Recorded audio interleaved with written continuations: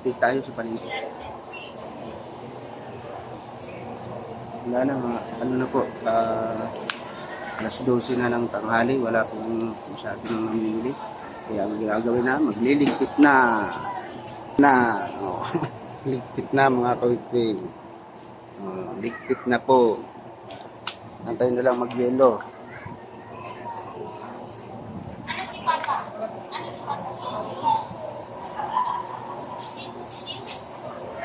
Kita nyo mga kawitwing, talagang ganito dito. Talagang sabi, lalakas daw. Sana nga, kailan pa.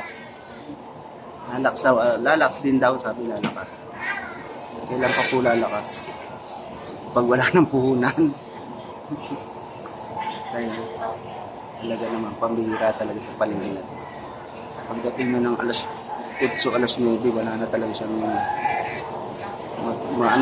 madalang na. Shout out sa mga malalaki ang puhunan. Bye-bye. Shout out sa lahat ng mga viewers, lahat ng mga secret viewers ko.